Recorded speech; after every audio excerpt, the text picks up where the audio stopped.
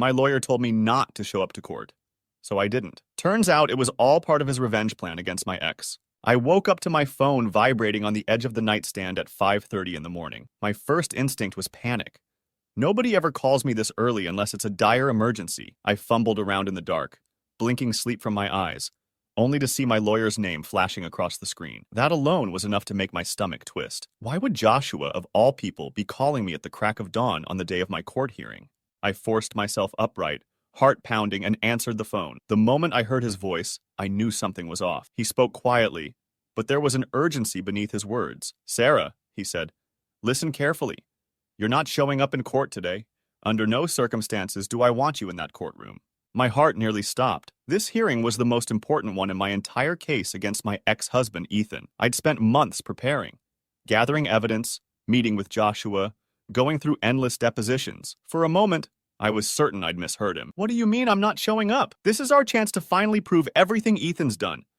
If I'm not there to tell my side of the story, that's exactly why you can't be there," he cut in, somehow sounding almost impatient. "Trust me, it's part of a bigger strategy. Ethan won't see it coming.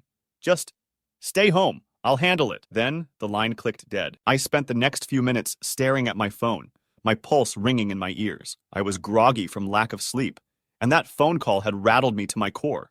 Not show up? I'd hired Joshua because he was a shark in the courtroom.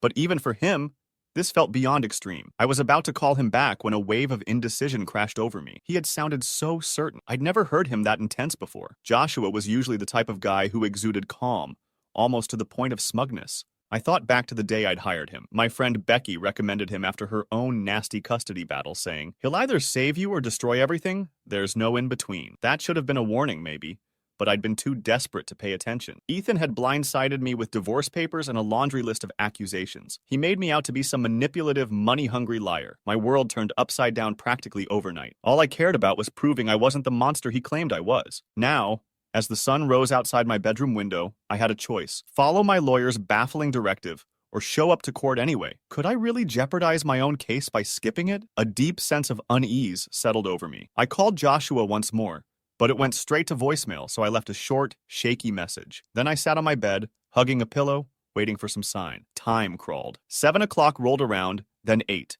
The hearing was set for 9:30. Eventually, I got dressed out of sheer nervousness. I put on a simple black skirt and a white blouse, pinned back my hair, and tried to mentally rehearse what I'd say in front of the judge, just in case I decided to go. But as the clock ticked closer to 9, my phone buzzed with a text from Joshua. "Stay home. Trust me." That was all. My stomach did a somersault. I glanced at myself in the mirror, shaking, then at my phone. Against my better judgment, I sat down on the couch, telling myself I'd stay put. Maybe he had some cunning plan. Maybe he knew exactly how to corner Ethan in the courtroom. Still, dread pooled in my gut. I'd never heard of a lawyer telling their client to stay away from their own hearing, but I'd also never had reason to doubt Joshua's skill. He'd been so thorough in preparing all the financial documents that showed Ethan's undisclosed assets, so sharp in cross-examining Ethan at our last deposition. If there was any attorney who could pull off a wild maneuver like this, it was him. So I stayed, and the minutes turned into hours. I tried to distract myself by making coffee, flipping through Netflix, scrolling aimlessly on my phone, but nothing worked. Every few minutes, I'd think, what if this is a giant mistake? But I'd forcibly remind myself I'd chosen to trust him. By 1 in the afternoon, I'd heard nothing from Joshua. Not a text, not a call. I felt sick with worry. I pictured Ethan standing in front of the judge, painting me as irresponsible or even cowardly. With me absent, I had no way to refute him. Why wouldn't Joshua at least text me an update? By 3, I'd left him 3 voicemails and 7 texts. Nothing. My mind ran rampant with scenarios. Maybe I'd lost by default. Maybe the judge had thrown out half my claims because I didn't appear. Maybe Joshua was incompetent after all. The day blurred in a haze of panic, and by nighttime I was so exhausted I could hardly stand. Still no word. The next morning, just as the sun was creeping through my curtains, my phone lit up. A text from Joshua. "All good. We'll explain later." My entire body tensed. All good? That told me nothing. I typed back something furious. What happened? Why the hell didn't you keep me informed? But no reply came. For 2 days, I was in limbo, until finally, Joshua called me in for a meeting at his office downtown. I drove there with my heart in my throat, ignoring the chaotic swirl of traffic outside. His receptionist, a woman named Madison, led me to a slick conference room with floor-to-ceiling windows. Joshua was waiting, leaning back in a leather chair, flipping casually through a file as if I hadn't spent the last 48 hours on the verge of a breakdown. He looked up with a small smile that never touched his eyes. "Sarah, have a seat." I was too upset to sit. "What the hell happened at the hearing?" I snapped. "You told me not to go, and then you disappeared. That was reckless. I've been losing my mind." Joshua closed the file, resting his palms on top of it. "It worked out exactly as planned. Let's just say Ethan walked right into my trap. He tried to crucify you for not showing up, but in the process, he presented half-baked allegations that the judge found irrelevant. Without you there, the judge focused on the real financial issues, and it didn't go well for Ethan. Now we have another hearing scheduled, and we're in a much better position." He spoke with such calm conviction it threw me off. "How? How could my absence possibly help me?" His lips curved slightly. "Ethan expected you to lash out, to lose your temper on the stand. You've been through a lot. He planned on pushing your buttons. But by not showing up, you deprived him of that ammunition. Sure, he tried to spin your absence as proof of guilt, but I made it clear you couldn't appear because of scheduling conflicts. No detail given, so he couldn't counter it. The judge shut down half his arguments. We're on track to secure a favorable settlement." I dropped into a chair, stunned. If what he said was true, maybe it was a stroke of genius. But there was something about Joshua's demeanor, almost predatory, that sent a chill through me. "So what's next?" I managed. "Simple. We keep him guessing," Joshua said, tapping the file. "There's another hearing in 2 weeks. He's probably going to scramble for fresh evidence. That's good. He'll dig himself deeper into a hole. Let him make the mistakes, and we'll crush him when the time is right." Although relief coursed through me, an uneasy feeling lodged in my chest. "I need you to let me know what's going on, Joshua. I'm the client, remember?" He nodded, lips twitching in a humorless smile. "Of course, but you hired me to win.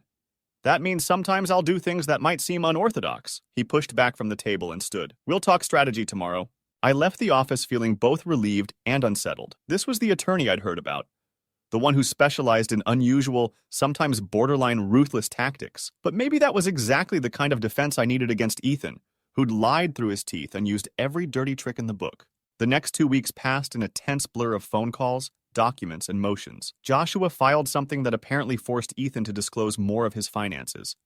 He refused to let me see the details, saying it was best if I kept out of the loop for now. That secrecy gnawed at me. Still, after everything Ethan had done, I wanted to trust that Joshua's cunning approach would finally expose my ex's lies. On the morning of the second hearing, I woke early, heart hammering, half expecting a call telling me not to show up, but none came. So I dressed in a simple navy blue suit and arrived at the courthouse determined to present myself professionally. To my surprise, Joshua was standing at the entrance, hands in his pockets, scanning the crowd. His eyes landed on me, and he gave a slight nod as if relieved I'd shown up. Inside the courtroom, I caught sight of Ethan. My gut twisted. He looked more worn than usual, but still had that sneer on his face, the one that always made me feel like I was the villain in his personal narrative. Memories of our turbulent last year together flooded me.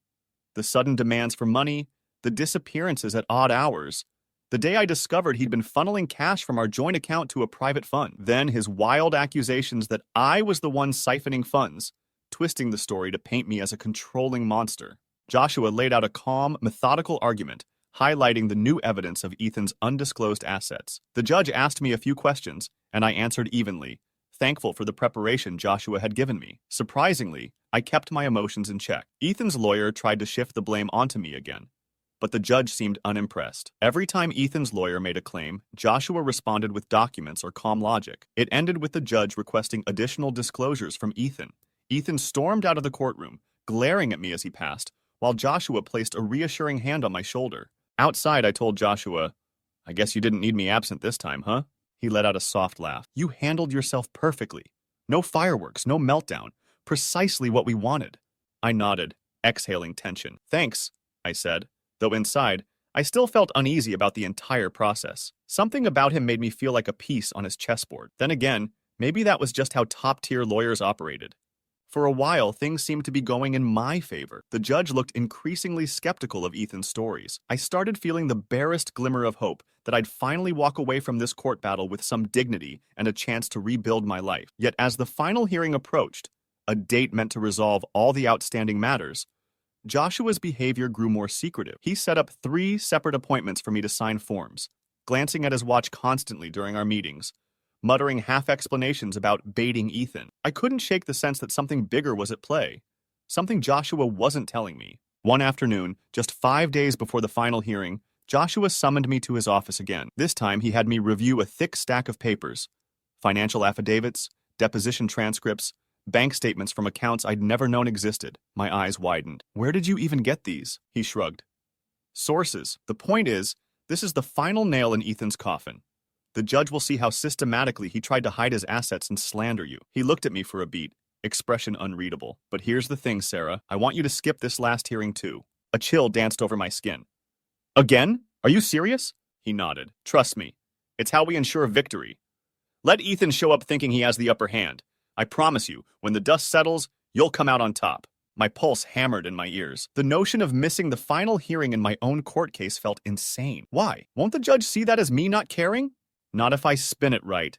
I have a plan," he insisted. "Look, you have every legal right to appear. I can't force you to stay away. But if you really want to guarantee we nail Ethan, you'll do this my way. There's a pattern here. He thinks you'll show up and get emotional or maybe slip up under cross-examination. If you're not there, his team will rely on old tactics that have already backfired." Every muscle in my body screamed that something felt off, but I'd come this far with him, and we had made progress. Could I throw it all away by refusing his guidance now? After a long stretch of silence, I found myself giving a reluctant nod. "All right, I'll stay home, but I want full details afterward. No disappearing act." He inclined his head. "Deal." The morning of the final hearing, I woke with a pounding heart, remembering that phone call from weeks ago and how it left me feeling powerless. Now here I was again, letting my lawyer manipulate the situation. I tried to settle my nerves. Maybe I was just paranoid. If it worked before, maybe it would work again. So I sat in my little condo, phone on the table, waiting for a text from Joshua. And I waited, and waited. Noon came, then 1 o'clock.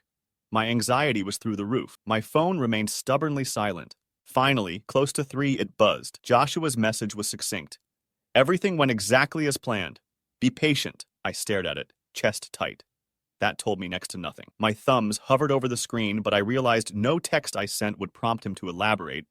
It was always on his terms.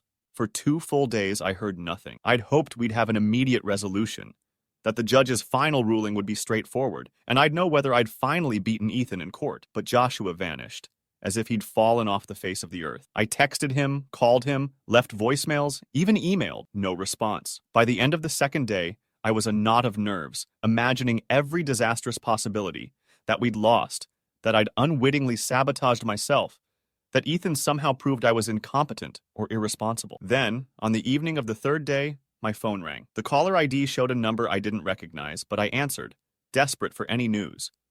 It was the court clerk, informing me that a final decision had been issued in my case. He gave me the gist. Ethan had been found liable for various financial improprieties, was required to pay restitution, and the judge had dismissed almost all of his accusations against me. Shock rippled through me, followed by a wave of relief so profound I nearly dropped the phone. My entire body shook. I managed to stammer out a thank you, tears of relief welling in my eyes. I'd won. After everything, I'd actually won. Still, as I hung up, I felt a flicker of confusion and anger. Why hadn't Joshua told me himself? Why had he left me to hear it from the court clerk? Half an hour later, Joshua finally decided to call. He spoke like a man who'd just conquered a kingdom. "We did it, Sarah," he announced.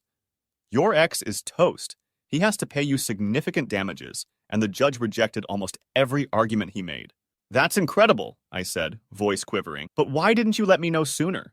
Why did the clerk call me first?" He paused. "I've been tied up with some other matters.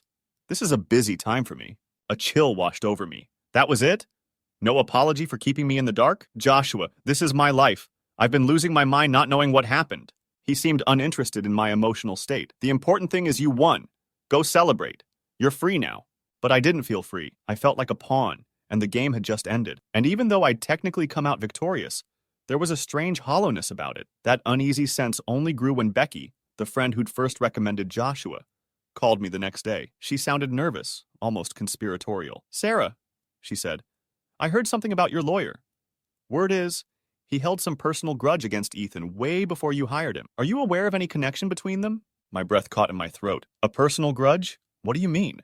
"I'm not entirely sure," she admitted. "But rumor is, Ethan crossed Joshua on a business deal or something years ago. That's why Joshua was so eager to take your case." After we hung up, my mind reeled. If this was true, it might explain so much. Joshua's intense focus on humiliating Ethan, the manipulative tactics, the secrecy. Could he have used me as a means to enact his own vendetta? It made sense in a twisted way. My ex had a habit of shady dealings that made him enemies, so it wasn't far-fetched to imagine he and Joshua had butted heads. Maybe Joshua took my case not just to win for me, but to orchestrate Ethan's downfall on a personal level. Over the next week, more hints surfaced.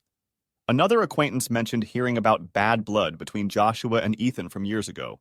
Something about a mutual business partner. The puzzle pieces started to click together. It was possible that from day one, Joshua's real motive wasn't simply to help me secure justice. It was to exact his own revenge. I wasn't sure how to feel about that. Ethan had definitely deserved to be exposed, and I'd wanted him held accountable. But had I also been used? When I finally confronted Joshua, he just gave me a cold smile. "Sarah, you got everything you wanted, didn't you? So what does it matter if I had my own reasons for wanting to crush Ethan? You're walking away with a settlement that ensures your financial security. He's the one left in ruins. That's a win-win." I felt the floor tilt beneath me. "A win-win," I echoed, my voice hollow. "But you strung me along. You made me skip my own hearings. You left me in the dark, terrified." He shrugged. "You needed to be terrified, or you might have tried to intervene. And if you intervened, we could have lost." My skin went cold. This was the man I'd pinned my hopes on. The man I'd trusted with my future. He'd been playing a game of strategy at my expense, withholding information from me to ensure I'd act exactly as he needed. It had worked, but at what cost? "You should be thanking me," he added, gathering files on his desk. "A lesser lawyer might have lost this. With me, you got everything." Everything, I thought bitterly, except the satisfaction of knowing I'd been an active participant in my own victory. Instead, I'd been manipulated by a man with an agenda. "I can't believe you," I whispered, voice shaking.